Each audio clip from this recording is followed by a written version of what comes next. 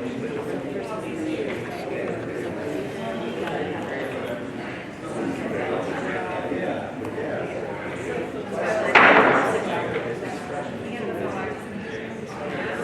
morning, ladies and gentlemen.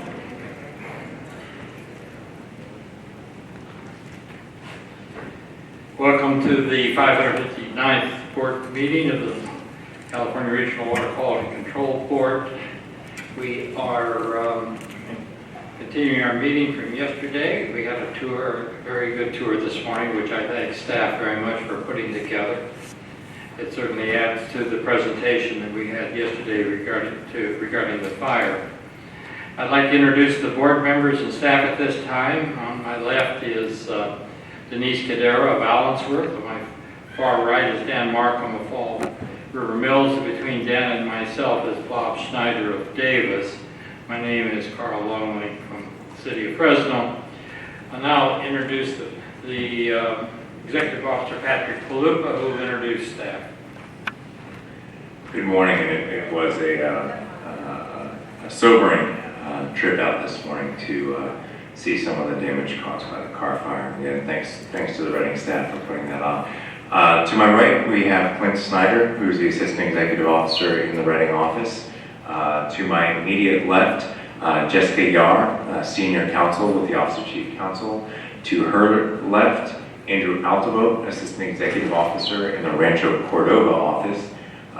We have to his left, David Lancaster, attorney with the Office of Chief Counsel, and Daly Toft Dupuis, another attorney with the Office of Chief Counsel. And to her left, Adam Lapitz, Assistant Executive Officer in the Rancho Cordova office as well. In the audience, I can see Kim Sellards, the head of our enforcement program, also out of the Rancho Cordova office, Yvonne West with the Office of Enforcement, also out of Sacramento, and Erin Ragazzi behind her with the Division of Water Rights with the State Water Board. And I'll turn to Clint if he has any more staff that he'd like to introduce. We have Brian Smith, Supervising Engineer in the Reading office, and Angela Wilson in the far back, Supervising Engineering Geologist in the Reading office. A number of senior managers and staff are also in the audience. Thank you. Denise, please lead us to the pledge.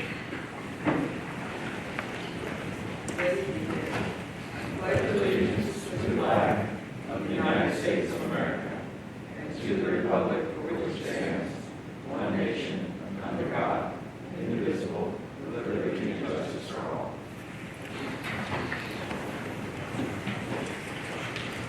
Thank you very much.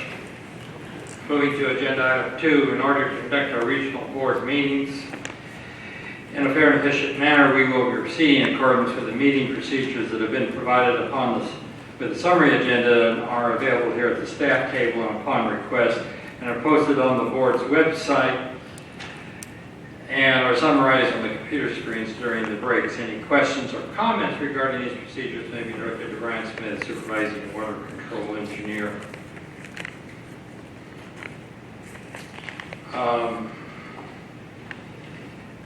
One second, get to the right place here. Moving on to item 14, I said 2 before there was item 13. Are there any board member communications? One thing that I must add, following our last meeting in August, we had a meeting in the Rancho Cordova office with the folks from SARA, Save the American River Association, and we had an interesting, I think, profitable meeting, or constructive, I should say. We plan to continue communications with those folks from time to time. Moving on to agenda item. Could you just reiterate what we talked about with those guys? Certainly. And Patrick helped me. We talked first of all about American River issues. Yeah, and having to do with, of course, they have issues with Colfax, but they also have issues further down the American River, it turns out that Patrick lives near where some of the issues are that they have. So, And very much aware of what's going on. That was, I think, a brief overview, but I'm sure Patrick can add to what I... Yeah, I think a lot of the issues, and say the American River has been very much involved with a lot of the decisions that we've made, particularly with the city and county of Sacramento and the city of Folsom. Some of the issues that are currently top issues for them are E. coli sampling in the lower American River, figuring out what to do with the variety of water quality issues associated with the heavily urbanized river parkway, whether it's recreational activities, homeless encampments in that area, flows coming through that area. I know recently they're very interested in the management of trees with respect to power lines, and water quality sampling in Lake Natoma, which is a significant recreational lake in the Sacramento area. So we are committed to remaining engaged with them on all these issues and to make our water quality sampling that we do more transparent. I think we've got a number of web tools available, including a GIS map with some of the E. coli sampling results delivered in real time, so that recreators in the lower American River can be aware of what the E. coli sampling results are indicating. We're also working on a study to further refine what the sources of the E. coli are to help better address management situations in that section of the river. And then there's also the issue of Steelhead Creek, which is a major input to that lower American River water quality system. There's a heavily impacted urban waterway that has, unfortunately, a tremendous amount of refuse and garbage in that water system from mismanagement over many, many decades. And figuring out what the board's response is and how we're going to craft and work with the county to come up with stakeholder-driven solutions that can really rehabilitate and that particular water body is something that we're engaged with a lot of stakeholders on. Sarah also expressed an interest in our cannabis activities. We informed her, of course, we'd be meeting here today. I don't see a representative from Sarah in the audience, but we will continue to at least keep them in the loop on communications regarding that issue too.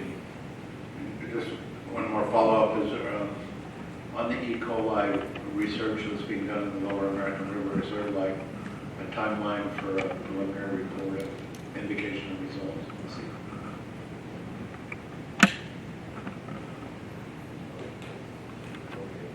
Several different buttons here. We're right now the Southern California Coastal Water Research Project and SFEI, San Francisco Estuary Institute, has been awarded a grant to develop the work plan for the study. We've been in discussions with them on that work plan. I expect to see a draft work plan by the end of this year, and finalizing the work plan within the few months following that, hopefully getting sampling started by next summer. Thank you. Any further comments, discussion?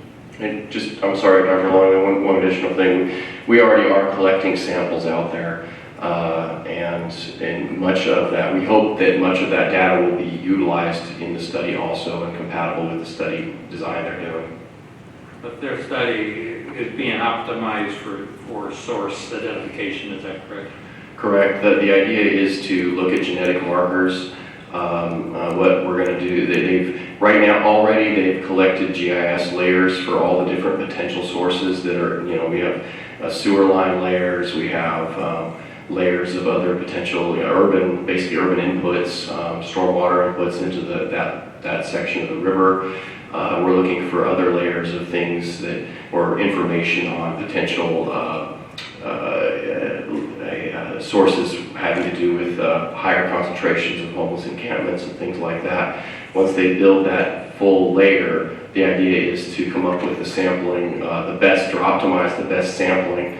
We'll go out, our staff will actually go out and collect the E. coli samples, where there's a high value for the E. coli, those data will be sent to genetic testing to try and figure out markers and hone in on this, what sources are out there. I'm not sure what we'll find, but I assume there's quite a few because of the birds and things like that staff see out there a lot. Birds, and depending upon when you start your sampling, you may get some first flush data next spring. Okay, with that, we'll move on to agenda item 15, public forum. I don't have any cards. Does anybody wish to address the board on anything on the agenda?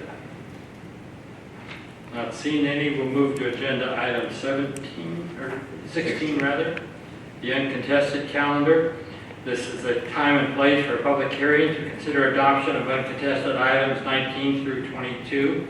That includes waste discharge requirements and enforcement, NPDS permits, waste discharge requirements, and NPDS and time schedule order rescissions, change of name or ownership. Does anyone wish to discuss any of these items?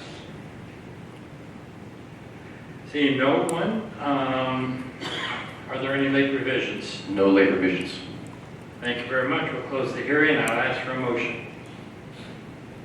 Dr. Longley, I move that we pass the uncontested calendar, items 19 through 22. Do I have a second? I'll second that. Denise moves. Bob seconds. Call the roll. Board Member Padara? Yes. Dr. Marco? Aye. Board Member Schneider? Dr. Longley? Yes. Motion carries. Thank you. Move now to agenda item 17. Proposed long-term management strategy, Bully Hill and Rising Star Mines in Shasta County. This is the time and place for an update on the proposed long-term management strategy for the Bully Hill and Rising Star Mines in Shasta County.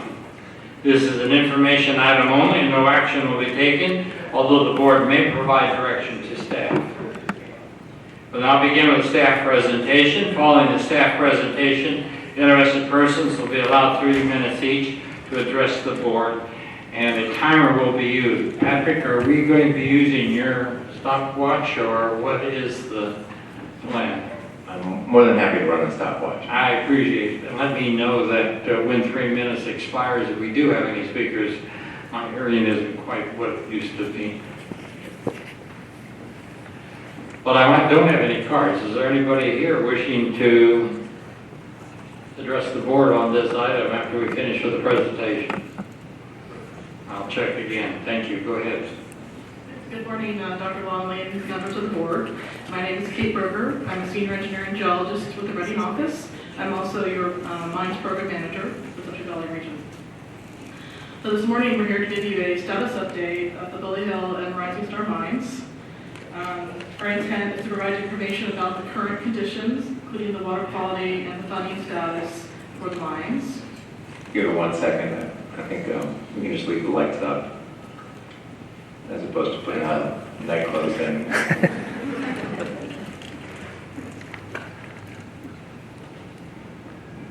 that should work. We can put it there. So we're going to have multiple presenters today. After my brief introduction, John Andrews of Vestor Resources, based out of Reading, and is consultant to the Liondell Environmental Custodial Trust, who currently funds activities at the site, is going to talk about the background of the mines as well as the remediation efforts to date. Then Stacy Gotham, a water resource control engineer with the Reading office and the case manager for the Bully Hill and Rising Star mines for the Central Valley Water Board, is going to talk about the regulatory history, water quality, and funding availability. And as part of the funding discussion, Mr. Mike Ellis, a principal engineer with Randall Environ, also a consultant to the Liondell Environmental Custodial Trust, will give you a little more information about how the trust was formed and how it functions. But just to orient you to the location of the mines, they're located northeast of Reading, along the Squaw Creek arm of Shasta Lake. And with that, I'm going to turn you over to John Andrews. Again, John is a local geologist with decades of experience working on the mines in this area, including the Billy Hill and Rising Star mines.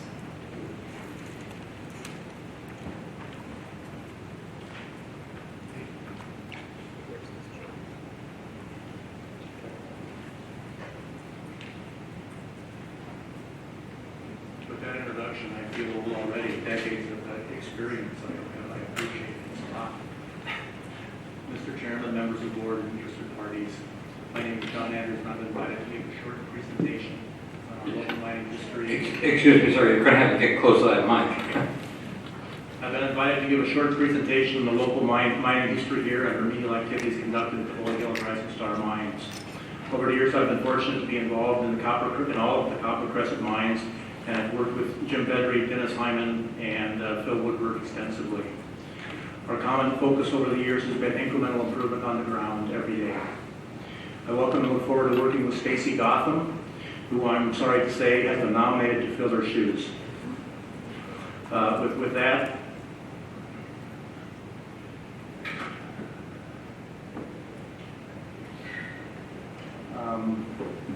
we will begin the presentation.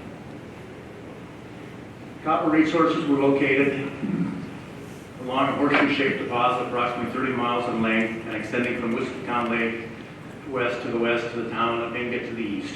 If you work to the west of Whiskey Town, it starts there, the Greenhorn Mine, and town of Inget is to the east. The area is commonly called the Copper Crescent. This is a 1908 map. Phil Woodward used a map I did not appreciate for many years. It was a little bit too simplistic. So this is actually one that was a surveyed map in 1908 showing the Copper Crescent mines, excluding the Greenhorn Mine. West Squaw Creek mines, the Mammoth mines, the Galinsky mine, Bully Hill mine, they all discharge into tributaries that discharge into what became Shasta Lake. Iron Mountain mine discharges below Shasta Lake, and Afterthought mine is a tributary that is also enters the Sacramento River below Shasta Lake. So the mines in the discussion here are the West Squaw, the Mammoth mine, Galinsky, and the Bullet Hill Rising Star. The issue, primary water quality concern associated with the massive sulfide deposits is acid rock drainage. Acid rock drainage refers to acidic water generated when metal sulfide minerals are exposed to air and water. Under natural conditions, ARD occurs in areas where sulfide deposits are near the surface. This process is simply called weathering. Local mines were developed by dewatering the mine workings, which expose the sulfide minerals to air and water, generate ARD. Sulfide minerals plus air plus water equals sulfuric acid. Sulfuric acid is what lowers the pH and dissolves the metals. This is what the magnitude of the problem was in 1941 before the dam was built. A one-year study was conducted to identify areas of potential concern in the area of the lake. The Bully Hill Mine, the Rising Star Mine, Mammoth, and West Squaw were identified at that time in the area to become Shasta Lake.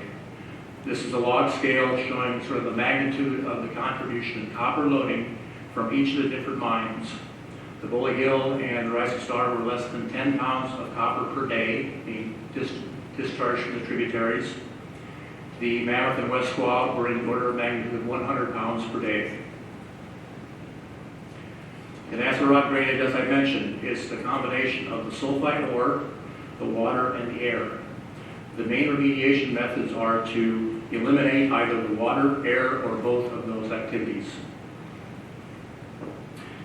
Best management practices were actually outlined in State Board Resolution 79-149.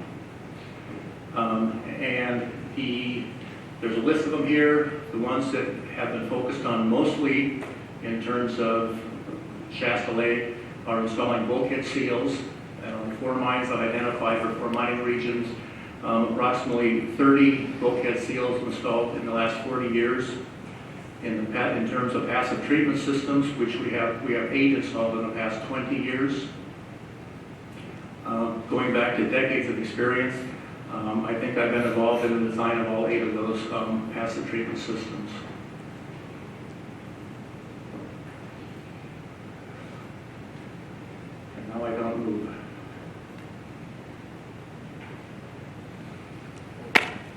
slide by myself. There we go. All right. Bulkhead seals, as I mentioned, are probably one of the first things that have been done on the Shasta Lake.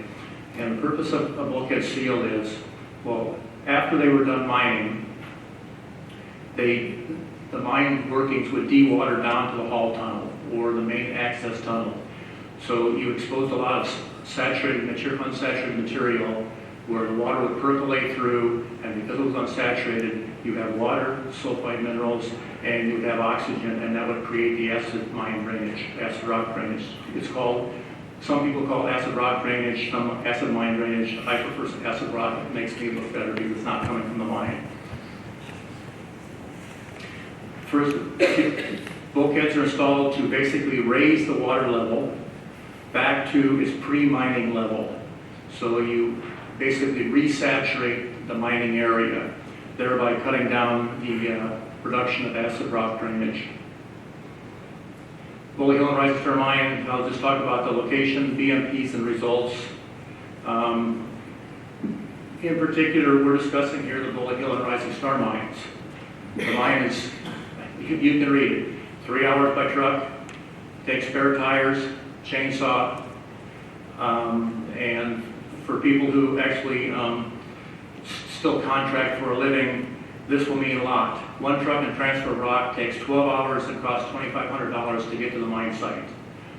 That makes a lot of your alternatives very expensive. This shows the property owned by Liondell Environmental Custodial Trust, and you see the majority of it is surrounded by U.S. Forest Service property. This just gives you the magnitude of the mining areas. You see the Bully Hill mine, Rising Star mine, and the smelter associated with both mines. Excuse me, I don't mean to interrupt, but could you give us a little more information, or are you planning to on the Liondell Environmental Custodial Trust, where it came from, what it is? Then after I speak, a representative will talk about the Liondell Environmental Custodial Trust. This is what Bully Hill the main mine level looked like in 1910. This will give you an idea of, this is the cross-section of the mine maps. It shows the blue line is the Shasta Lake high water mark, and the red line is the haul tunnel for the Bully Hill mine. And as I mentioned, the water will drain from the haul tunnel. So above that red line, you have unsaturated material that is contributing acid rock or acid mine drainage. And below that red line is saturated conditions. This is what the mine looked like, or the Bully Hill main portal looked like in 2003. This is what the waste rock looked like. And in fact, the major tributary there, the Town Creek, actually would discharge into this ponded area and all infiltrate. During the majority of the year, the entire stream would infiltrate into the waste rock, through the waste rock, and seep from the base of the waste rock pile. These are best management practices that have been implemented at Bully Hill. That included the Town Creek diversion, which was bypassing clean water around the mine workings, waste rock grading to shed precipitation and runoff, bulkhead seals, and full-scale passive treatment system. From here on out, it's just pictures showing sort of the magnitude of what the problem is. 2003, first thing we did was graded the waste rock pile to remove the ponding area. Then we went in and opened the Bully Hill portal. As you saw, it was collapsed. We installed 485 feet of new tunnel in order to put in a bulkhead seal. When you put in a new tunnel, you have to pre-drill to find out where you're going. This is what it looks like as your working face as you move in about 6 feet at a time. This is what a bulkhead looks like. It doesn't seem like much, but most people don't know what you're referring to when you say bulkhead seal. It's approximately 10 to 12 feet long concrete structure put into the mine tunnel. Here's what it looked like when we're done. After we captured at Bully Hill, the purpose of the bulkhead was to capture the water so we could get it into a pipe. We eventually installed a anaerobic treatment cell, which is there, an aerobic settling pond, and an infiltration field. This is what a passive treatment system looks like, the anaerobic treatment system. This will give you an idea of what a treatment cell does. If you look at the copper concentrations, the influent concentrations were 6,000. The effluent concentrations are 3 micrograms per liter. That is pretty much fairly common for a working passive treatment system. You see similar reductions in the zinc from 11,000 to 1,000, the aluminum and iron. And you see iron is one of the main contributors to acid rock drainage generation, and that's why its concentrations are the highest. Next, we'll move to the Rising Star Mine. Again, here's a cross-section of the mine workings showing the Shasta Lake high water level, the discharge point of the RS5 portal, and when we put the bulkhead in the RS5 portal, there we actually tried to saturate the mine workings. We saturate about 100 feet of mine workings, and this water discharges from the RS7 portal because of that, and that is the upper red line. We collect discharge from both those portals now. Here's what the Rising Star looked like when we showed up in 2003. First thing we did again was, that's the waste rock pile when we showed up. So Rising Star, best management practices we installed were waste rock grading, bulkhead seal installation, consolidate and cap waste rock, which we did not do at Bully Hill, and a full-scale passive treatment system. This is what the waste rock looked like after we graded it. The portal that you saw moments ago was 15 feet above grade.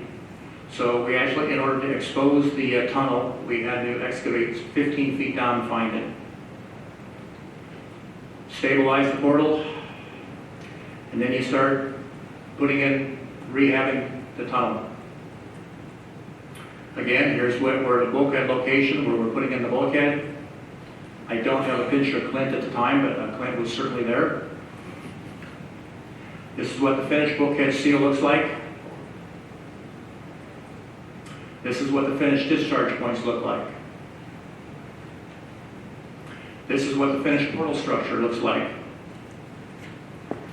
Next, after we put in the bulkhead seal, we consolidated and capped the waste rock. So these are just pictures of the waste rock being capped and consolidated. There's the portal structure, of course. It's below grade. I would never do that again, but I'm not sure how I would get around it. Here's the completed waste rock sub. Again, at Bully Hill, the water flows out by gravity. We just use the bulkhead to capture the drainage, and we convey it directly out by pipe. At Rising Star, like I said, we keep the bulkhead seal closed, so we have about 100 feet of water behind the bulkhead. So we have about 200 feet of tunnel that receives about 5 gallons per minute of seepage. So we collect that seepage water and we route it to the treatment system. And here we collect water from both the RS5 portal, which I've shown you, and also the RS7 that was 100 feet higher than the RS5. We collect water from both to go to the anaerobic pond, which then goes to the settling pond, anaerobic pond, settling pond, and then goes to an infiltration field. In 2017, when we had the increased rainfall, significantly increased rainfall, did you see corresponding increased flows, or? You do not see. You see corresponding increased flows at the Bully Hill where it's free flowing. You see obviously that those changes are dampened by the Rising Star, where the water is basically stored behind the bulkhead and then is released over time. And with the increased flows, are the concentrations still up, or are they somewhat diluted? No, out of the bulkhead, what's coming out of behind the bulkheads from the workings itself are fairly constant. Thank you. That's a treatment system that we installed at the Rising Star. You see the anaerobic system and the settling pond. Again, here's the reductions in copper concentrations. Here we see that about 4,000 copper down to 2, average effluent reduction over a 2-year period. Here we see the iron is extremely high, 165,000, order of magnitude higher than the Bully Hill. So you still have the same constituents, copper, cadmium, zinc, and iron, and aluminum, but obviously a lot more pyrite here, which leads to lower concentrations, which we see. And iron is an issue because it precipitates, and you have issues with keeping your pipes clear. Thank you. And I noticed you also have a considerable amount of neutralization. The pH is closer to 7. Yes. On the cap mine on Rising Star, then you preclude water flow through the rock pile, is that correct? Yes, we do. It is capped with a HDPE liner. Okay. Thank you. Any questions from board members?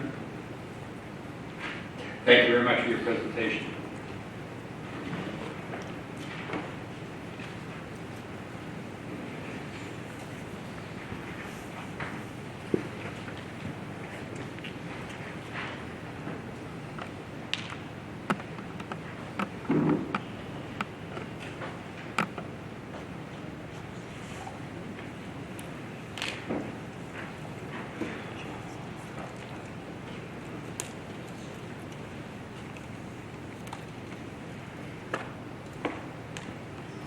Good morning, Dr. Lonnie, members of the board. My name is Stacy Gotham, and I'm a water resource control engineer in the rating office that's been assigned to the Bully Hill and Rising Star mine site.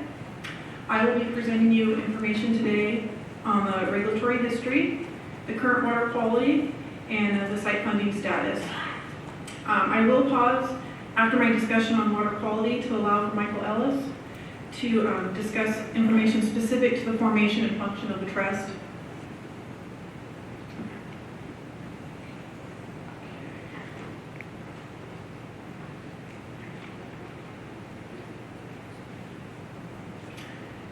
So, the Central Valley Water Board has a 40-year history of regulatory oversight at the Bully Hill and Rising Star mine site. The first WDR was adopted in 1978.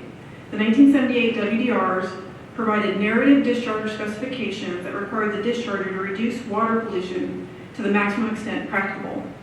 The receiving water limitations were in Shasta Lake and not within Town Creek or Horse Creek. Fast forward approximately 20 years, and with limited activity at the site to 1997, when the site received its first NPDES permit. The issuance of the NPDES permit was preceded by a Clean Water Act Section 505 notice filed by CalSPA. The 97 permit established best available technology, concentration-based limits for the principal point source discharges to surface water at the site. However, the permit also allowed an alternative limitation in the form of metal load reduction, whereas as long as metal load was reduced by 99%, compliance with the effluent limitation would be considered met. The NPDES permit also established receiving water limitations in Town Creek and Horse Creek. After the 97 permit and the accompanying cease and desist order were adopted, there was a lot of remediation work occurred. When the NPDES permit was renewed in 2003, there were no longer any numeric concentration-based limits. The limits were now solely based on load reduction. And the new limits also required the implementation of abandoned mine-specific best management practices, or BMPs. Some of the remediation work at the mine site resulted in additional permitting needs, such as the 2005 Title 27 WDR for the waste unit at Rising Star. However, there were no further permit renewals or significant regulatory actions at the site until earlier this year when the NPDES permit was rescinded at the June board meeting. And currently, there are no active enforcement orders for the site, and the Title 27 WDR is the only active permit for the site.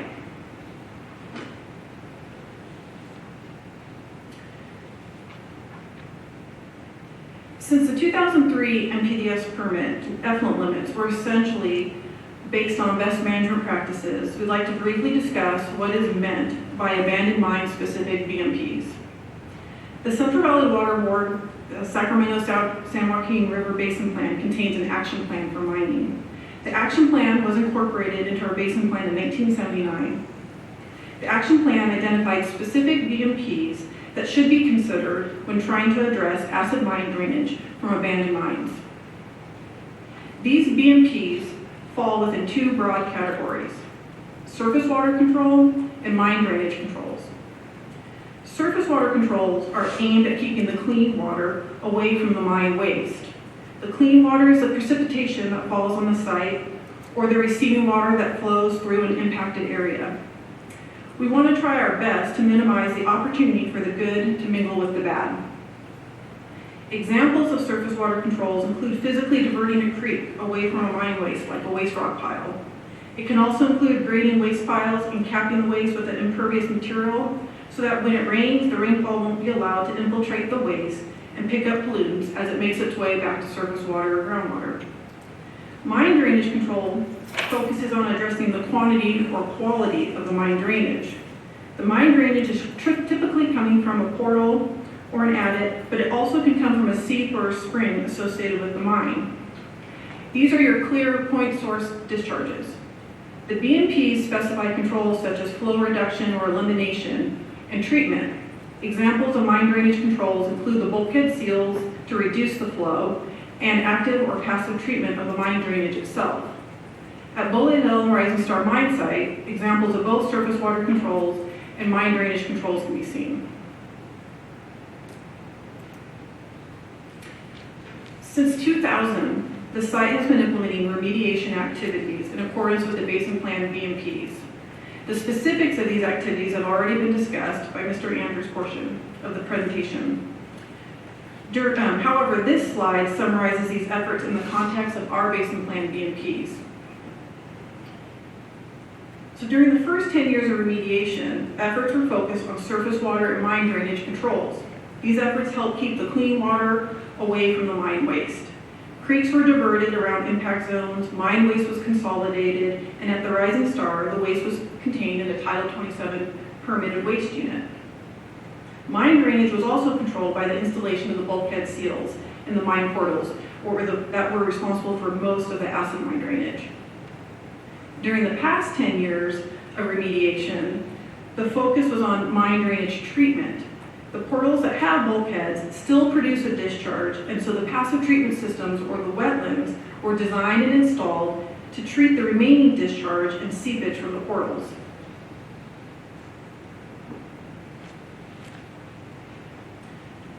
The next group of slides focus on the current water quality conditions in Horse Creek and Town Creek.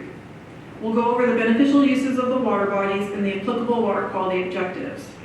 There are also some slides to reorient you with the location and physical layout of the mine site. I have a question to ask you. I have a bit of confusion.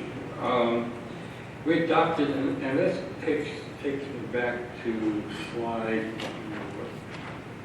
56, I believe. We had, in 2003, we put an NPDES permit and a cease and desist order on 2 mines in question. Correct. And that was focused on discharges we were having at that time prior to the remedial actions. Is that correct? Correct. And once we committed completed those remedial actions, we were able to remove both the NPDES order and the CDO order. Correct. But as I see at those sites, we still have discharged surface water. Is that correct? Well, if it's The MPDS permit was for the point source discharges, and once they identified the point sources, the identified point source locations in the MPDS permit, those were the ones that had the bulkhead seals installed. And so once the point source discharges were eliminated, that's what caused the rescission of the MPDS permit. There's other sources of pollution. It could be non-point source, and there could be seepage during, let's say you were talking about the wet weather event 2013. Yeah, but we still have discharges that go into the passive treatment facility, is that correct? Correct, but the passive treatment system then discharges to land.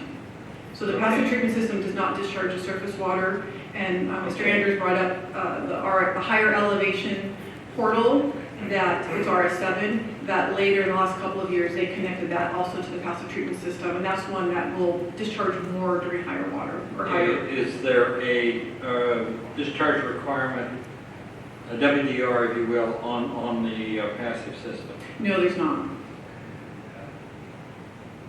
So is there any requirement to do ongoing monitoring to ensure that the passive system and the other controls we put into place are continue to operate as intended? Yeah, so first, we do have, under our permits, we have a Title 27 permit that the monitoring is still being conducted in accordance with the permit.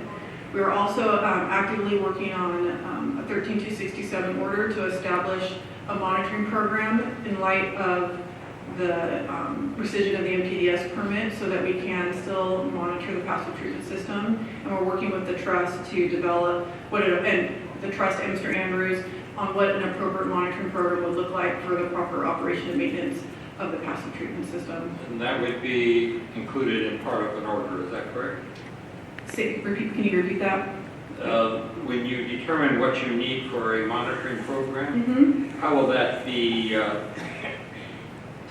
I think that's still under discussion, but some of the ideas would be at the very minimum of 13267 order. Okay.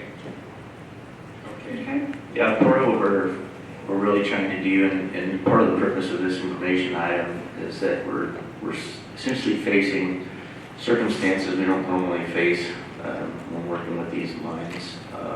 As you'll learn later in the presentation, we're quickly winding down on the available funds to conduct remediation at this mine, at both of these mines. And so as a result, we're essentially faced with coming up with some, let's call them creative regulatory solutions to try to continue the monitoring, try to continue a lot of the O&M, but reduce the regulatory burden in terms of cost, fees for permits and such.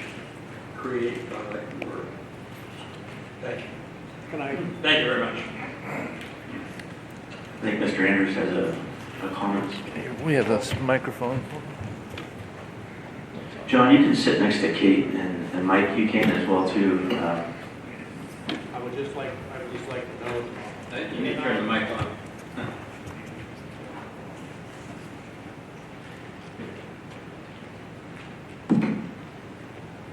I would just like to note that the discharger submitted a report of waste discharge for discharge to land for the treatment systems, and that, quite frankly, that and we're trying to deal with everything at the same time in terms of how do we permit this in the future based on what's been done and the available funds. Thank you.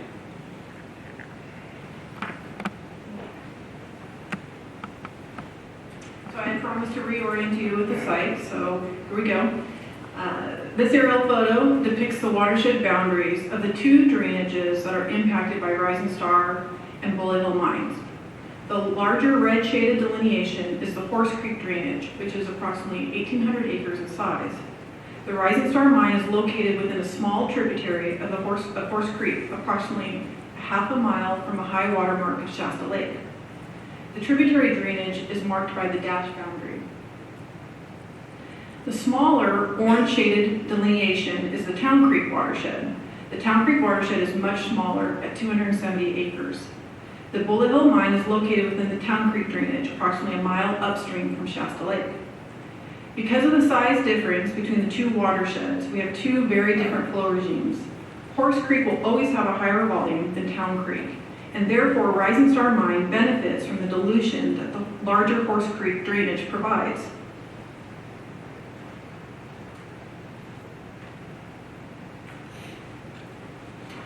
The basin plan does not specifically identify beneficial uses for Horse Creek and Town Creek, but the basin plan does identify present and potential uses for Shasta Lake, to which Horse Creek and Town Creek are tributary. Listed before you are the beneficial uses assigned to Shasta Lake. Our presentation of current water quality conditions will provide a comparison to applicable aquatic life criteria and municipal and domestic supply standards.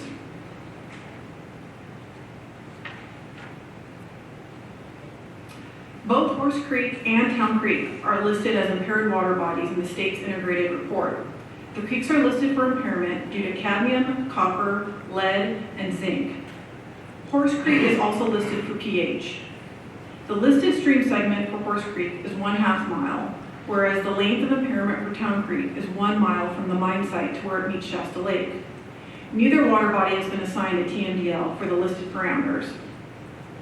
Shasta Lake is currently 303D listed for mercury, but the impairment is not associated specifically to the Bully Hill Rising Star mine site.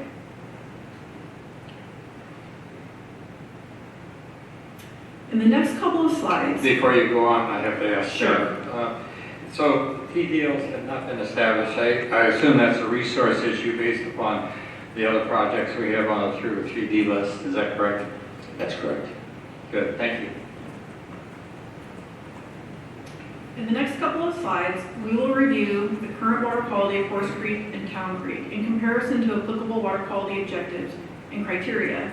The monitoring data was collected from the monitoring stations identified in the photograph before you.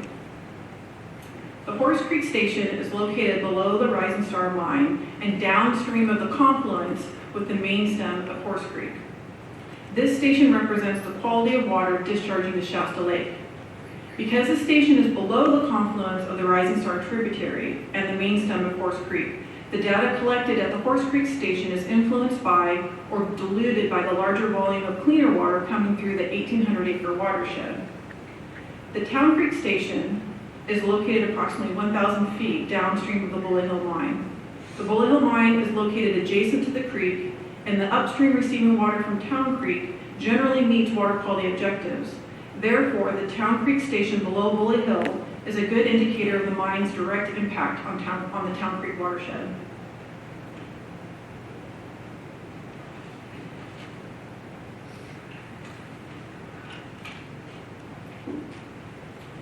This table summarizes the water quality of each creek in comparison to aquatic life criteria for each of the parameters that the stream segment is currently listed for as impaired. The applicable aquatic life criteria for each parameter is provided in the green column. The columns to the right of the green column provide both Horse Creek data and Town Creek data separated by the red and brown headings. The data for each water body provides the minimum and maximum reported value and an average since the completion of the passive treatment systems 4 or 5 years ago.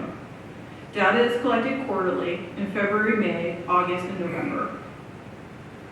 As you can see, the concentrations of metals in these two receiving waters are always in exceedance of aquatic life criteria. Also, metals in Town Creek below the Bully Hill mine are much higher than in Horse Creek below the Rising Star mine. And one reason for this difference can be attributed to Horse Creek's larger watershed, which provides relatively clean water dilution to mix with the high concentration mine waste from the Rising Star mine. pH in both creeks still remain acidic.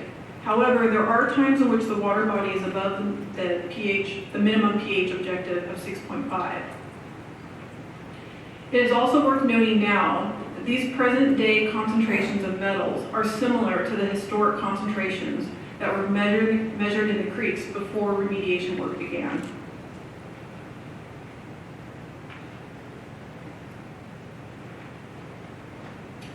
This table is very similar to the one viewed in the previous slide. However, this table provides a comparison of the water quality relative to drinking water objectives or maximum contaminant levels, MCLs, which are listed in the blue column. Because in the case of Horse Creek and Town Creek, we are not just talking about non-compliance with aquatic life criteria. We are also challenged by the fact that these stream segments do not consistently meet drinking water MCLs. The data that you see for Horse Creek and Town Creek is exactly the same as the data presented in the previous slide. The difference is in the extent of non-compliance with the objective. On average, Town Creek exceeds the state and federal drinking water standards for all of the listed parameters, whereas Horse Creek is generally in compliance with most of the drinking water standards, likely as a result of dilution from the cleaner sources upstream of the watershed.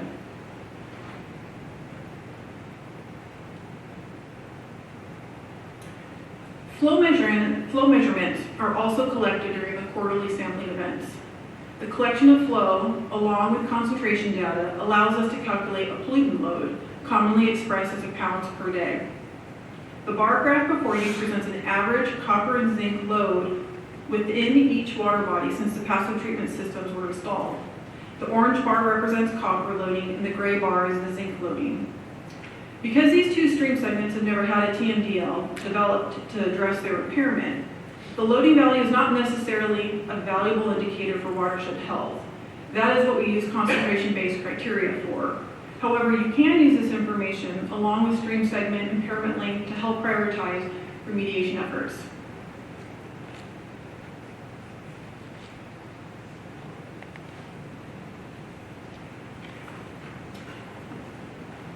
In summary, the metals concentrations in Town Creek below the Bullyville mine site are of magnitude greater than the metals concentrations measured in Horse Creek below the Rising Star. Town Creek metals concentrations exceed aquatic life criteria on average by 100 times the limit for protection.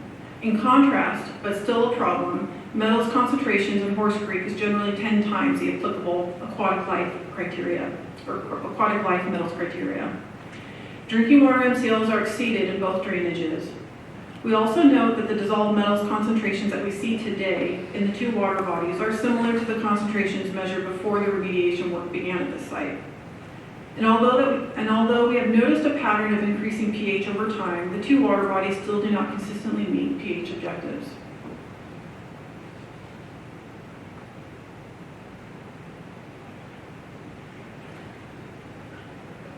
So, what did implementation of the abandoned mine-specific BMPs accomplish? Well, there is now flow control of the mine portal discharge, and this was achieved with the installation of the bulkheads. The site can also treat acid mine drainage that still comes from the portals instead of that being discharged directly to surface water. This treatment was achieved with the installation of the passive treatment wetland systems. Those treatment units are responsible for removing between 1 and 2 pounds of copper per day that would otherwise be discharged to Shasta Lake. The waste rock at Rising Star was consolidated and capped to prevent infiltration of precipitation and surface runoff through the waste. A bypass tunnel was installed in Town Creek to minimize contact with the waste rock at Bullyville Mine, and drainage control features were installed at Rising Star to minimize surface water runoff contact with the Title 27 waste unit and the passive treatment system. We also have site access, which has been consistently maintained by the trust throughout the remediation efforts.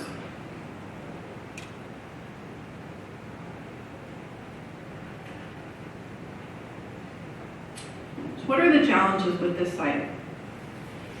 In essence, a lot more work that could be done, but not enough money to do it. There are non-point sources of pollution that have been identified, but have yet to be addressed. These sources are both natural and man-made. These mine sites are located in highly mineralized zones where the natural and exposed rock and groundwater in the area can be a contributor to the metals concentration in the creeks. Also, there is still remaining exposed waste rock at the Bullyville mine that has never been adequately addressed. The waste rock material at Bully Hill erodes into Town Creek and is likely the largest source of metals contribution in the watershed. We also know there must be other sources of pollution that have yet to be identified, and that is because we can't be out there to observe the site on a daily basis or during all wet weather events. The travel time to the site is over 3 hours, and that's if you're lucky, and the roads are clear and you don't get a flat tire. Our water quality monitoring program at quarterly visits is minimal, but still very costly to implement because of these travel logistics. We also can't leave remote monitoring equipment out there without the risk of theft or vandalism. With this limited water quality data that we do have, we try to assess progress at the site, but it's an incomplete picture and has limited use in directing future remediation efforts. Annually, the site suffers from storm damage, and much money is spent cleaning out drainage channels and repairing roadways. Also, much of the surface water controls that were installed early in the remediation phase are now approaching 20 years of age. These diversion features and drainages may need to be updated and possibly upgraded to accommodate larger storm events, which could mitigate the annual costs associated with storm repairs. The trust will also need a plan for future costs associated with the chosen BMPs.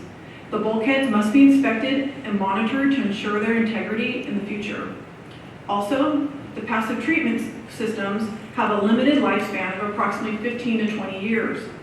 What to do with the material in the wetlands, which is and will continue to be filled with precipitated metals, is of concern to Water Board staff. The wetland material could likely contain metals concentrations that exceed hazardous waste levels, and therefore disposal options can come at a high cost.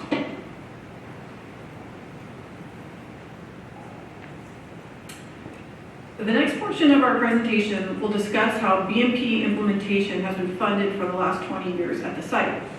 A discussion by Mr. Ellis regarding the Liondell Environmental Custodial Trust, which is the current funding source, will also be provided, followed by a brief review of site expenditures to date.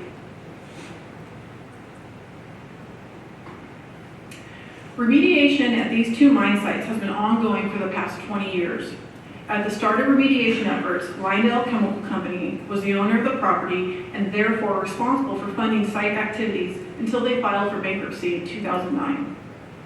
In 2010, as a result of bankruptcy proceedings, the Liondell Environmental Custodial Trust was created and $8 million was set aside to fund activities at Bullet Hill and Rising Star mines. During the past 8 years, the trust funded the design and construction of the two passive treatment systems, which fall under the BMP category of mine drainage treatment. The trust also funds the routine operation and maintenance activities associated with the site and supports compliance with the Water Board's permits. Today, approximately $3 million remain within the trust for site activities at Bullet Hill and Rising Star. Once the trust funds are depleted, the site will have no funding source to support the management of the site. Also, once the balance of the trust is zero, the trust ceases to exist. At this point, I will step aside to allow Mr. Ellis the opportunity to discuss in more detail the trust, its history, and its purpose.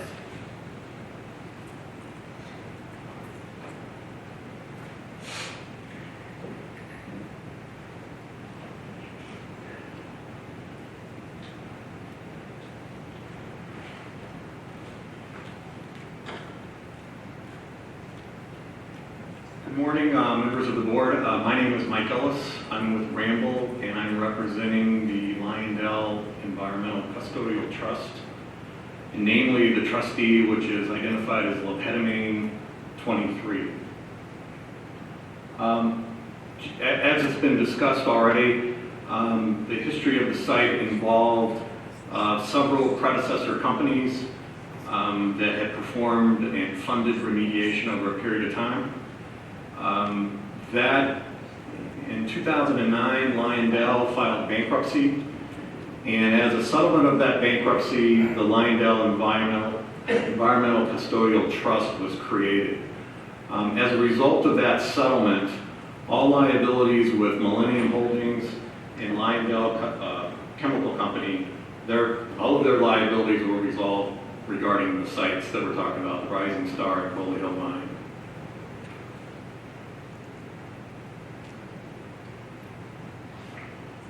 So the settlement agreement created the custodial trust. That is operated by Lepetamine. And the trust agreement created 3 accounts. One is the environmental custodial account that is funded to remediate the site. It was originally funded with $8 million. The balance of that trust right now is $3 million. There were other accounts created, including the property tax account and a general administrative account. The original settlement agreement resolved liabilities for Liondell Chemical Company at multiple sites across the nation, and that general administrative account is used for funding administrative activities at all sites. The property tax account right now, we estimate the funding available for that to last another 30 years. Property taxes on these 2 mine sites are not a tremendous amount. The trust works with the Regional Water Quality Control Board to be good stewards of the money that's available in the trust and implement the necessary remediation, monitoring, O&M to properly address the issues occurring at the site.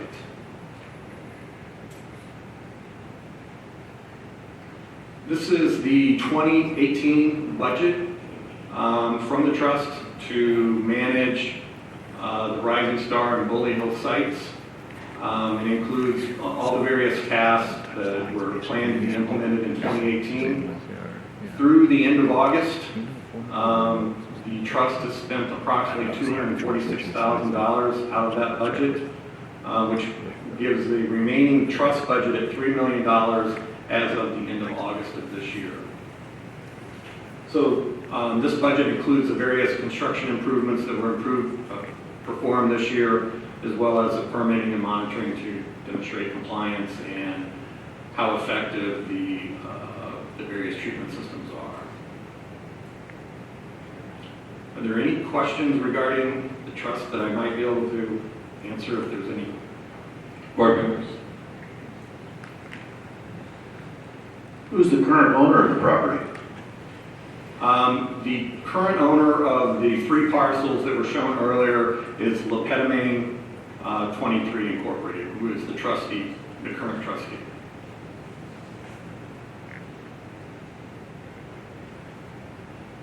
Thank you. Anything else? I don't think so. Go ahead, Okay. please. All right. Thank you.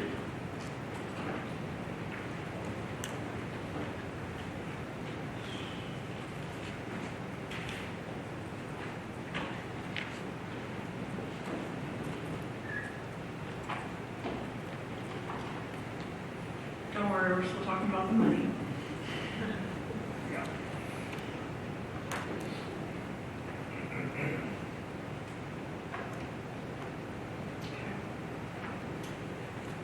So the distribution of Liondell trust funds goes to 3 main site-specific expenses: operation and maintenance activities, water board permitting and monitoring requirements, and construction improvements. Construction improvements include engineering, design, and construction for specific BMP related projects. The administration of the trust is also self-supported.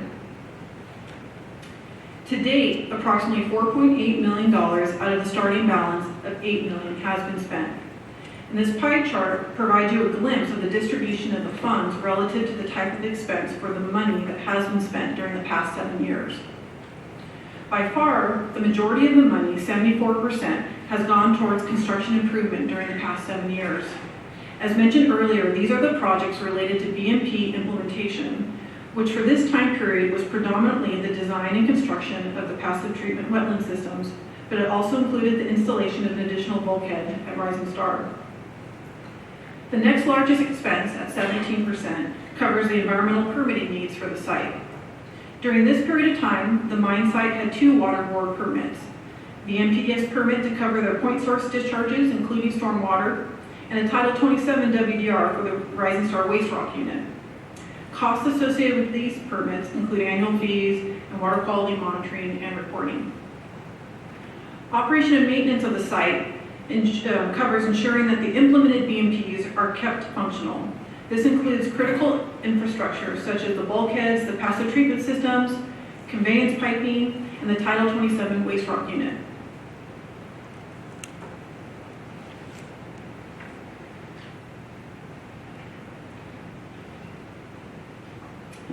This figure presents the annual expenditures of the Liondell Trust since its inception in 2010. The annual expenses are the vertical bars and are associated with the dollar values provided on the left vertical axis. It's right there, and the vertical bars. The vertical bars are also showing the breakdown of the 3 main types of expenses discussed in the previous slide: construction, which is gray, permitting, which is blue, and O&M, or operation and maintenance, which is orange. The balance of the trust fund is also displayed as the green area behind the bars. The fund balance is on the right, here, And as you can see, in 2010, the balance was $8 million. And then today, in 2018, the balance is approximately $3 million. The figure also projects spending into the future beyond 2018 to provide a mock scenario of future expenses relative to depleting trust funds. These are the vertical bars striped or not fully colored in.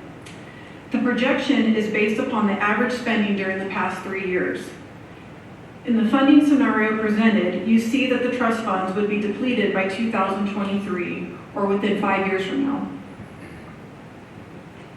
You can also imagine how a large construction project in the next year or two could easily deplete the fund within a shorter time frame.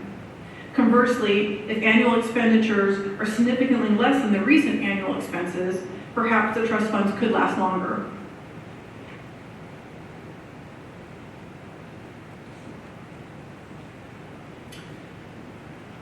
As we continue to move forward at this site and in light of the depleting trust fund balance, we have organized the trust site management options into 3 different categories: a high cost, mid cost, and a low cost or baseline option.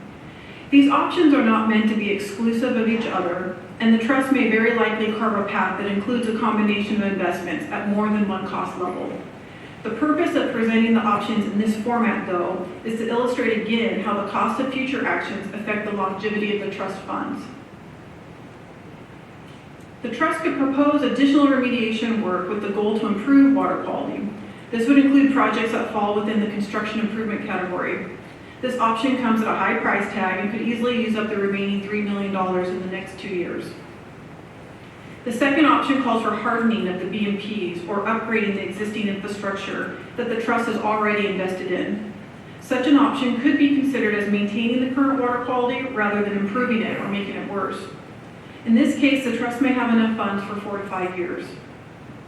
The third category presents the minimum level of activity at the site, where baseline O&M is maintained along with permit compliance.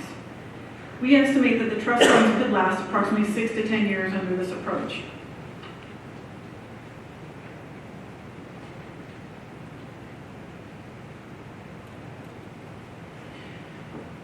The Water Board cannot dictate the remediation work performed at the site, and we defer ultimate decision-making to the trust. Our role is to engage with the trust in a technical advisory capacity and review annual budgets based on proposed work plans that are developed to maintain permit compliance and to protect water quality. How the remaining $3 million is allocated, given the site's current water quality and remediation status, is what we as staff have been discussing with the trust this past year and is one reason for this presentation to you today. One concept we plan to discuss further with the trust is a potential investment in a post-BMP site assessment and feasibility study to help direct future work activities in both the short term and long term. We believe the study will help ensure the remaining funds spent on the site will maximize water quality protection.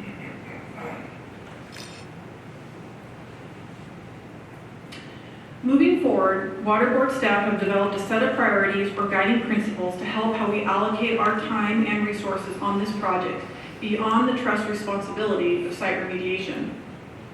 Central to future efforts is the need to identify future funds for remediation and long-term stewardship of the site. The trust will run out of money, and it will run out of money relatively soon. It is imperative that we start work today to secure money for future needs. We are also considering ways to reduce the ongoing permitting costs to the trust by evaluating existing monitoring programs for areas of reduction. We may also consider allocating staff resources to augment any reduction in water quality monitoring or post-storm event site visits. We plan to increase our engagement with the U.S. Forest Service regarding maintaining road access to the property. Without adequate access, the trust cannot fulfill the basic operation and maintenance activities for the site, nor have timely access in case of an emergency. Through this engagement, we hope to establish a minimum level of access expectations for such important and critical roads. And last, we continue to identify tools and mechanisms to address the regulatory and technical challenges faced at the mine site. These challenges relate to the ongoing impaired water body status and continued sources of pollution that have yet to be addressed. In summary, the trust funds may be depleted in approximately 5 years based on current spending. There are sufficient funds remaining in the trust to pay property taxes for approximately 30 years. However, there is no viable responsible party for the site after the trust sunsets. We are actively engaged with the trust discussing plans for future remediation work, given that the site continues to impact the water quality of both Town Creek and Horse Creek. We think taking the time to reassess the site conditions after 20 years of remediation efforts and limited water quality improvement, and using the assessment to help identify both short-term and long-term projects for water quality protection will prove helpful at this stage of the site's remediation. The identification of projects will also serve a future need after the trust funds are depleted if additional funding is identified. This concludes our presentation on the status of Bullet Hill and Rising Star Mine. I would be happy to answer any questions at this time. Any questions from members of the board? Dan, go ahead. So 100 years from now, if nothing happens, what's the impact on Shasta Lake? Well, we have baseline data that indicates what the load was before remediation effort. We have data now that indicates what the load is. I think what you have to now consider is remediation or efforts. There's been remediation efforts that involve constructing, let's say, the bulkhead seals, and the passive treatment systems. Basically, these BMPs need to be maintained, and whether or not there's an additional risk to water quality or threat to water quality because of the infrastructure that's been put in place there, that would be one consideration, or that would be something you need to consider for the future, because that is something that's different now than before remediation effort. So basically, making sure those bulkheads are doing their job, and then the passive treatment systems are maintained. Yeah, that passive treatment is subject to failure. Yes, sir, I believe so you're ready to your hand? The bulkheads are, and they would last a long time in geologic time. The biggest concern from my perspective would be if you stop doing anything now and the cells stop receiving water, they would go aerobic, which means now in the anaerobic ponds, we basically made, taken metal sulfates and made them into metal sulfides. So they're back in the form they were in the mine deposit itself. If you let the ponds go aerobic, they would be dissolved again, and if they got a flush of water through them, or if they were breached after they had not received water for a while, you would have all that released into the surface water bodies. Thank you. Well, my question is really trying to think ahead of what kind of a mess could occur if we can't do something about this. And in the future too, if they raise Shasta Dam, that's something that's already on our radar too, because the lake level could be that much closer to the mine discharge. Well, Dan, I'm going to be asking staff, these aren't the only two mines. There's a lot of other mines out there, and there's a long-term funding issue involving the other mines. So I think we need to look at a perspective, sort of a comprehensive way of addressing it. Bob, go ahead.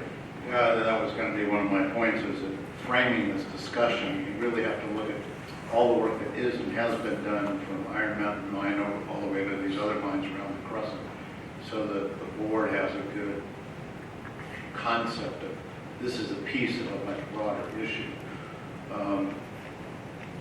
But before I say that, first I want to thank you for the presentation, all of you. I thought that was very good and very illustrative of the difficulty of dealing with these abandoned mine issues. Now, this isn't technically an abandoned mine, I suppose, because there's an owner still, but it seems so silly to me that this trust is going to go away, but we can keep paying property taxes for 30 years. That seems so inconsequential relative to the issues we're dealing with.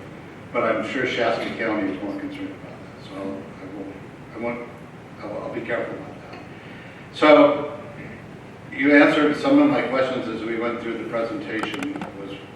As I looked, one of the interesting things that you reiterated is as you go away from a surface water discharge, an MPDS permit, to a land discharge, then you get away from this fear of third-party lands or third-party lawsuits So I think that in how we approach a lot of these questions, that has to be, we have to stop that direct. We will still be subject to third-party lawsuits when we, with our stormwater permit, which we're now that we do not have the point source permit, we are applying for. So that will lead us to potential liability right there in terms of That involves the in terms of waste. in terms of 505 lawsuits. Yeah, and then, but that's the wastewater, or that's the waste rock issue, and see that. Well, the only thing, I mean, quite frankly, the only thing that would save us is because we'd be treated as an inactive mine, we are not on site, and we could make a justification for not sampling. But if you did sample, indeed, as you know, we both mentioned, that just natural runoff from your exposed ore exceeds water quality criteria in the stormwater permit. And that's kind of, I mean, when you do sampling and you have these sampling points, and the thing that jumps into my mind is what was the background level prior to the mines? And can we really meet water quality standards? And I'm sure you've had this discussion, even if you didn't have the mines, just because of the minerals in the watersheds. We've been, for 25 years now, as dischargers, we've been looking at and fighting the background water quality issue, and decided that, you know, spending money on addressing that issue is not worth it in the state of California, and we really need to take what we have and do we exceed standards or not. And there needs to be some other mechanism to, you know, be able to focus our money on the biggest bang for the buck in terms of, we're never, at the mines, we are never going to be able to go out there and take a surface water sample at a runoff from an exposed ore body and have it meet water quality objectives. That's just a fact, and we can't change that fact. That's been our experience at a large number of mines. If I'm not mistaken, Squaw Mine or Squaw Creek is one example where the surface runoff, natural surface runoff, makes that creek not meet water quality objectives. And I want to make myself really clear to you in particular. I have a lot of admiration for what you've done there.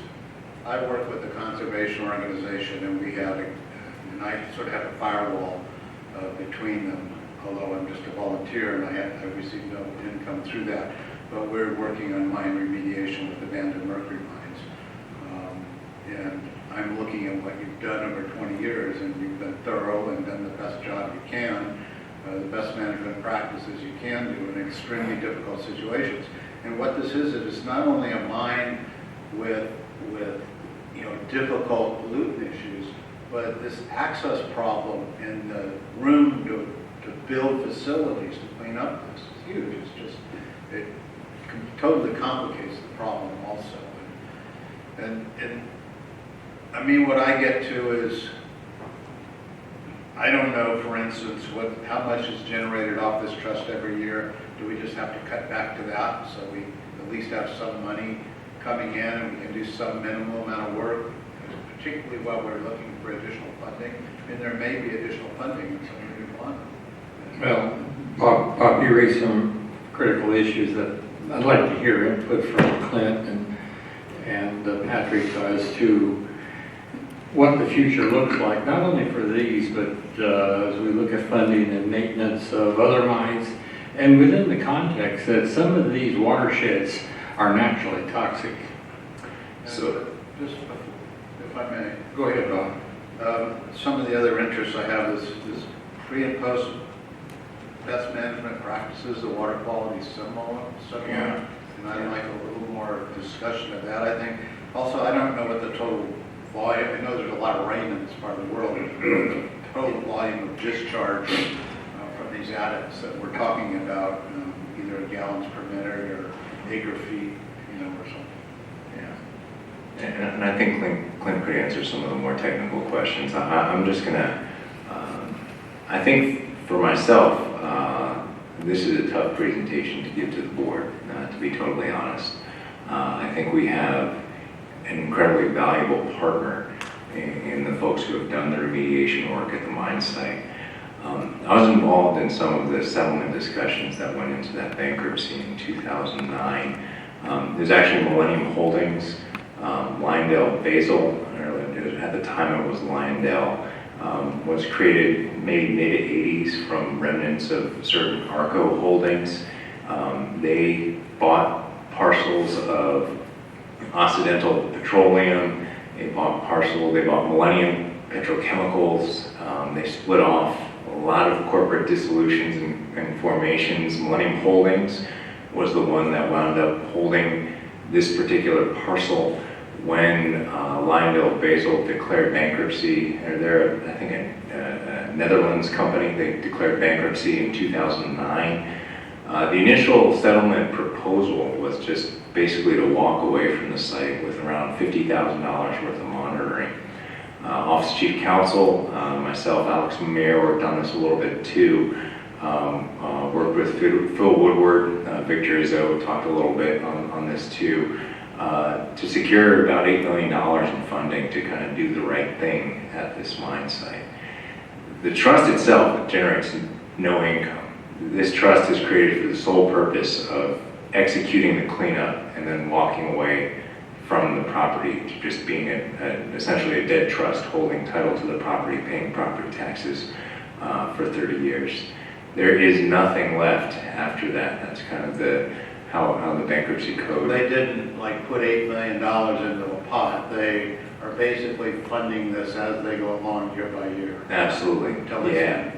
And that is, you know, we at the time, you know, the board and the board's technical staff considered it a tremendous victory to get that funding out of the bankruptcy, to get this cleanup work funded, and do the best we could for water quality. The tough lesson is that a lot of the work that's been done, and I think Stacy described it quite well. The deployment of BMPs was done very well at this site. I admire you putting together the engineered wetlands in an area where it's really tough to create those even in the first place. But they're not knocking out the problem.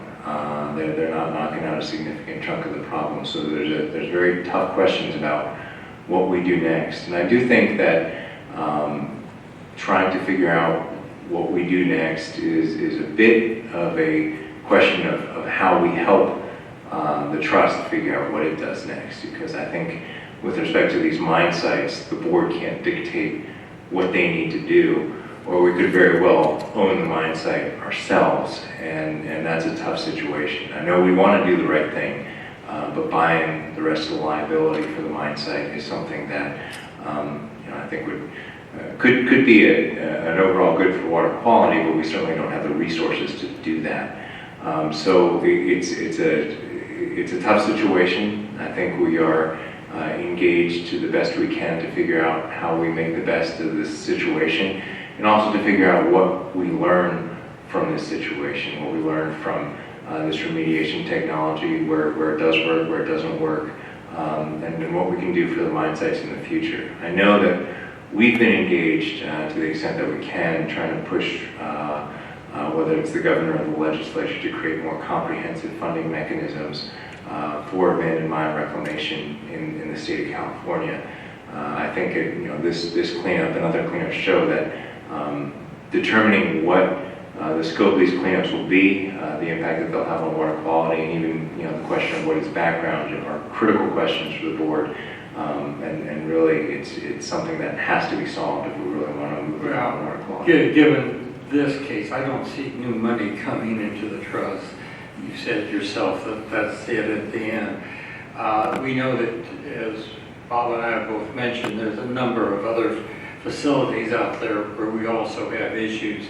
So I think we need to be discussing internally the directions that we need to go with this. I think you've already mentioned we have to work with the governor's office and the state board to possibly develop the legislation to be able to find some answers. What those answers are, I think, are critical, something that we have to be working on internally. So let's continue this discussion maybe offline on what we will do.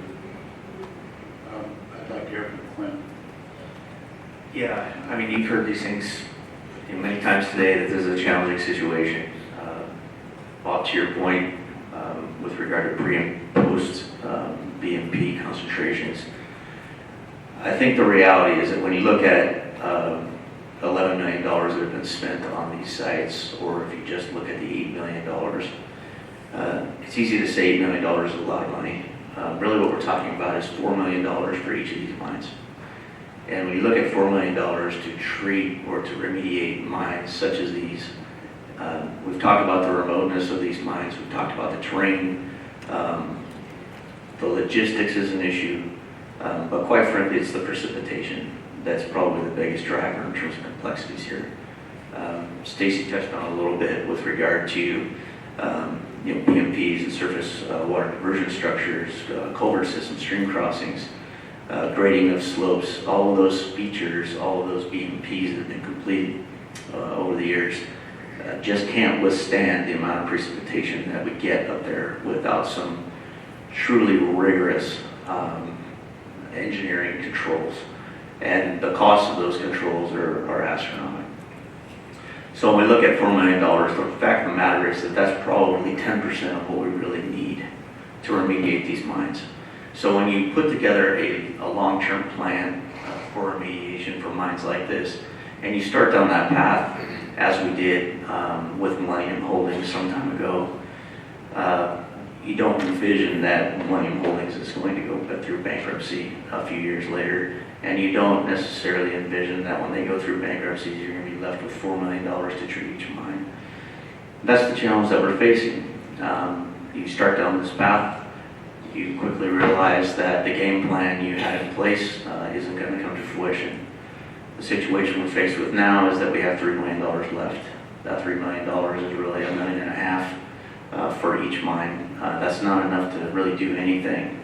And that's really what Stacy and Kate have been wrestling with in addition to their conversations with the trust. I think we realize that, Clint. I just want to know, where do we go from here? That's what I'm getting at. I think the tough challenge we have is that, look, we can do a couple of big things out there. We don't have enough money to move the Vallejo waste rock sill.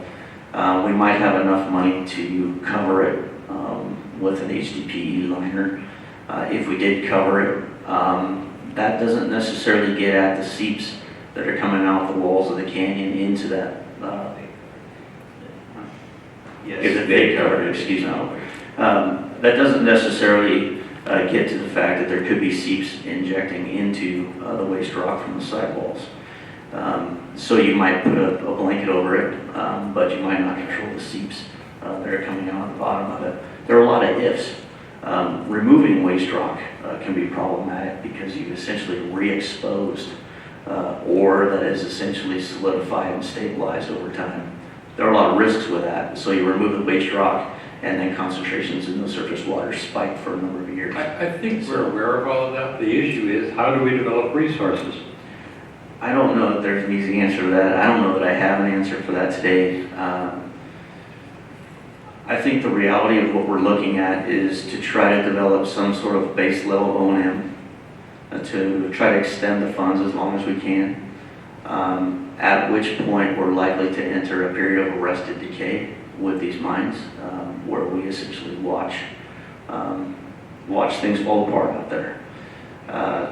We're going to do our best between now and then, as Stacy mentioned, to try to identify some funding sources. Patrick mentioned the conversations with the governor's office and other entities, trying to develop a system similar to CERCLA, Superfund, within the state. Whether it's something as grand as that or something that gets halfway is to be determined. But ultimately, we have to have a funding source that essentially shields the board from liability, as we've seen with Penn Mine and some of the other examples. But we don't have a simple solution for you today. Really what we're here to do is make you aware of the situation and then work our tails off between now and then to try to shore this up as best we can. You've been doing some good work. Let me commend you on that. Well, you have anything to add? I'd like to add one thing too. I think we need to, in particular in terms of Shasta Lake, I think we need to look at as a comprehensive issue and not individual mines per se. because we have large mines on the west side. They're currently doing a very good job, but one of the things that, has always come up over there is what would happen if they went bankrupt? If, we required them to do something that made them go bankrupt. Currently they, that's not a possibility, but it always could happen, and we need to look, their issue is bigger than issue in terms of loading to the lake, and we just need to make sure the comprehensive approach that we don't do something like with Liondell where, okay, you declare bankruptcy, you say, okay, you have $15 million and you can walk, and then all of a sudden that really affects the lake. So I think when we need to look at the entire issue and not just the Bullet Hill Rising Star issue, and be aware that it has to be looked at together as a whole issue with the lake. I couldn't agree with you more, and that's been the point I've been trying to make. We also know that at a point in time that we won't be able to pay for the system at Iron Mountain, and that's going to be a humongous expense we have to face at some point in time. Good. Offline, let's continue this discussion. We used to have a mine committee.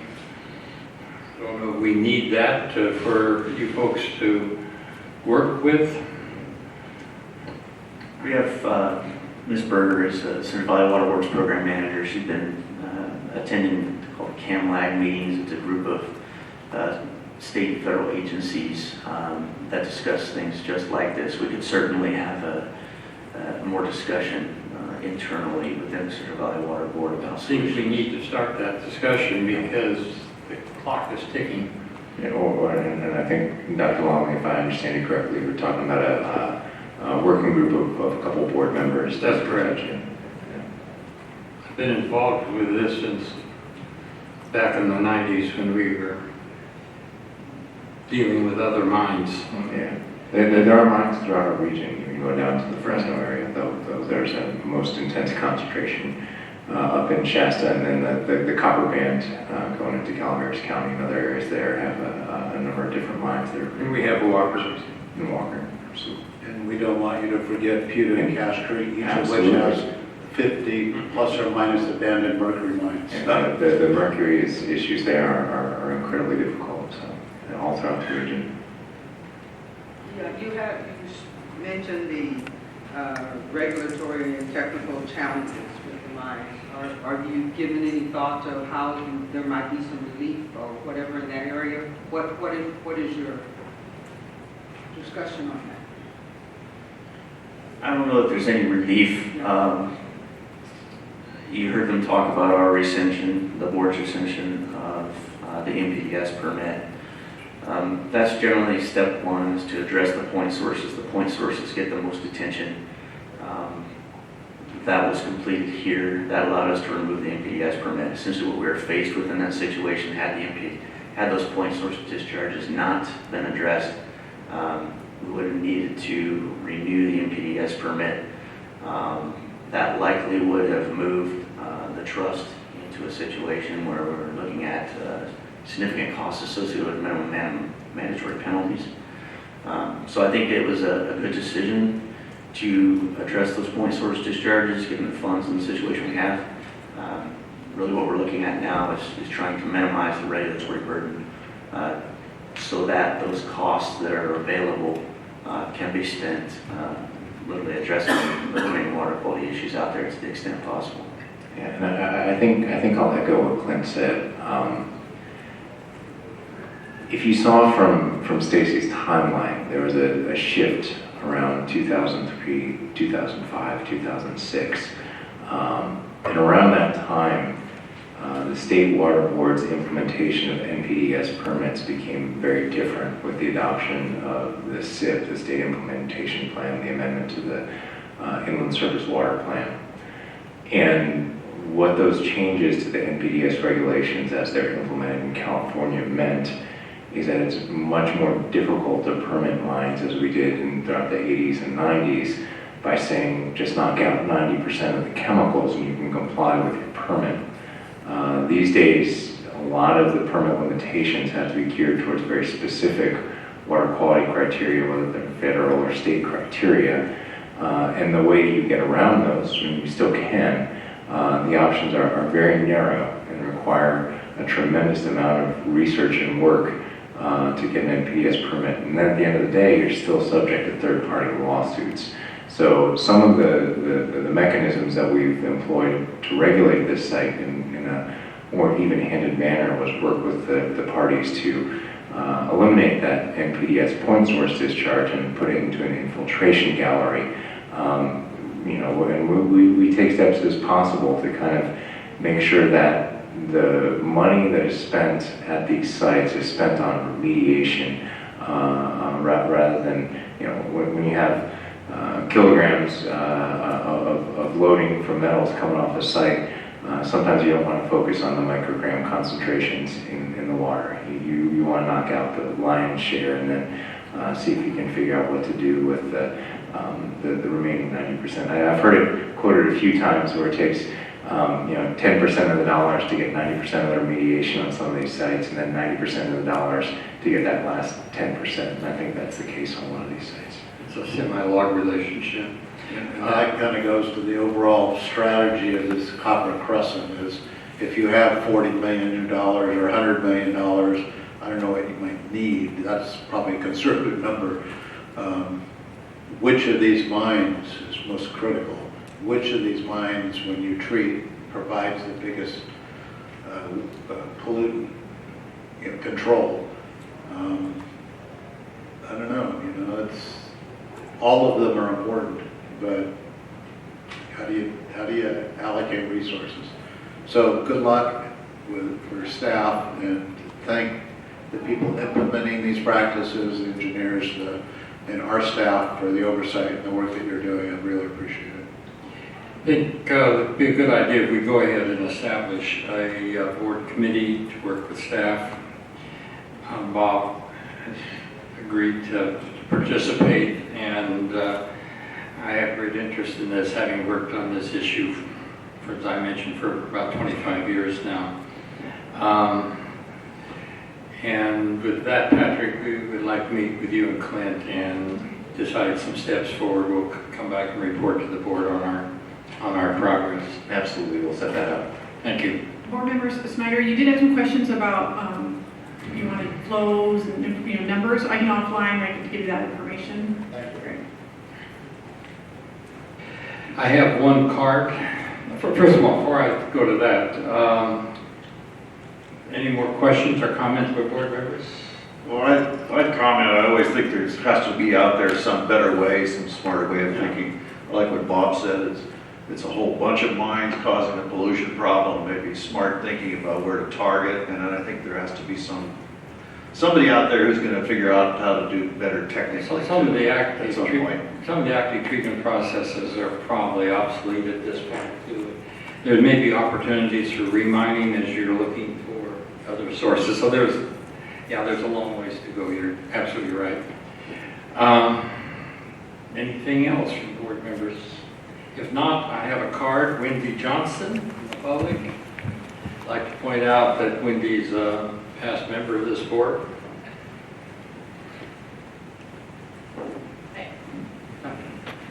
Members of the board, I simply wanted to reiterate very slightly what Mr. Palooka said earlier.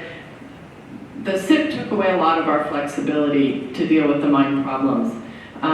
There have been, contrary to the presentation today, in all due respect, there have been significant improvement in the actual loading to the river and the lake, and we have seen no fish kills anymore. There used to be dead fish and happy eagles everywhere all the time. So one of the things that I would encourage the committee to look at as you set it up is to look for regulatory solutions such as designation of beneficial uses that allow a much higher criteria. For example, UAA to say there's no such thing as water. I mean, we're not going to have living organisms as we've tried to do in West Squaw Creek, or to come up with other mechanisms that maybe legislatively protect these mines from 505 litigation. And one of the other mines in this particular copper crescent was just sued last year again. So I think the liability for the stormwater under 505 is still significant. And I would just encourage you to work not only to a technical solution, but to try to get away from individual criteria and get back to something that's a percent loading in a permit, because that's the only way you're going to have compliance. That's my only comment. Thank you. Questions from board members? Thank you, Wendy. Anything else on this item? I think we have come to a point where we can move on from this item, but there's a lot of work to be done here, and we need to talk about what next steps might be before we come back to the board on it. Absolutely. Thank you. As I look at my watch, I expected this to be a 45-minute item, and we would be done at 11 o'clock and moving on, and as things go, I've found that I can never predict correctly how long a little time or long time an item will take. We are almost at 12 o'clock. We will then recess for a lunch break, and about 10 to 12, can we be back here at 12:30? Do we have any items to discuss in closed session? No. There's nothing in closed session. Can we be back here in 30 minutes? Don't see why not. At 12:30, yes. Don't